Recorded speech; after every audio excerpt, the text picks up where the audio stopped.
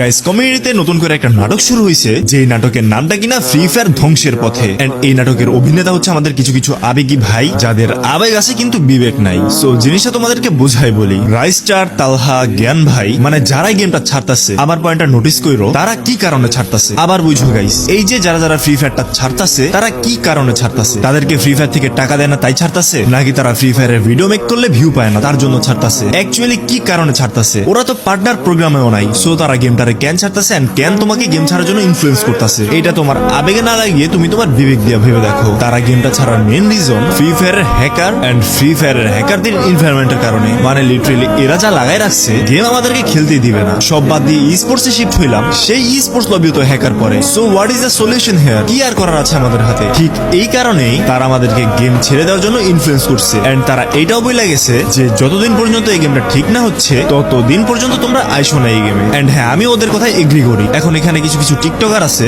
যারা আবেগে উপ্লুত হয়ে কান্নাকাটি করে এমন এমন ভিডিও বানাইতেছে যে না ভাই, আমি এক গেমে আসক্ত, গেম আমি ছাড়তে পারবো না, আমি তোমাদের মতো স্বার্থপর নাকি, গেম আমার অনেক কিছু দিচ্ছে, আমি গেম কখনো ছাড়তে পারবো না। আমি বলবো কি রে ভাই, গেম তোমারে কি দিছে? আমরা গেমের যতটুকু দিছি তার 100% থেকে 1%ও দেয় নাই। মানে আজব কারিগরেরা। গেম পইরা আছে ওদের নতুন নতুন ইভেন্টের উপর, গেম পইরা আছে তোমাদের ডায়মন্ড টপ আপে কিভাবে ইনফ্লুয়েন্স করা যায় তার উপর, গেম পইরা আছে তোমাদেরকে নিঃস্ব করার উপর। এখন এই হ্যাকারের কথা ঠিক আজকে ঠিকানা 3-4 বছর ধরে চলে আসতেছে। কই এটা নিয়ে তো তারা কাজ করতে পারলো না। তাদের কাছে ছিল তো শুধুমাত্র আমাদের একটাই আবদার, কই কখনো তো তারা পূরণ করতে পারলো না। অথচ তারাই হ্যাক প্যানেলের কোড বিক্রি করে করে নিজেরা টাকা ইনকাম করতেছে এন্ড গেমের এনভায়রনমেন্ট নষ্ট করতেছে। এই গেম তোমাদের ইমোশন নাকি, এতে তাদের কিছু যায় আসে না। ওরা শুধু দেখবে ওদের মার্কেটে কিভাবে শেয়ার বাড়বে। সো ভাই, আবেগ দিয়ে না বিবেক দিয়ে ভাবো। তো আমি ডিরেক্ট বললাম গেম আমাদেরকে কিচ্ছু দিতে পারে নাই, তো এখন কি আমরা অন্য গেমে যাবো না? নাকি ফ্রি ফায়ার আমাদের ধরে বাইন্ধা রাখছে যে খেললে আমাদের এই গেমই খেলতে হবে? ফ্রি ফায়ার তোমার ফেভারিট গেম হতে পারে, কিন্তু তুমি একটা গেমার, তোমার যে কোনো গেম খেলার রাইটস আছে। লাইক আমি তোমাদের বোঝাই, ধরো তোমার একটা গার্লফ্রেন্ড আছে, তুমি ওকে সারা জীবন টাইম দিয়ে আসছো, তুমি সবসময় ওর কথাই ভাবছো, ওর যা আবদার আছে সব পূরণ করছো।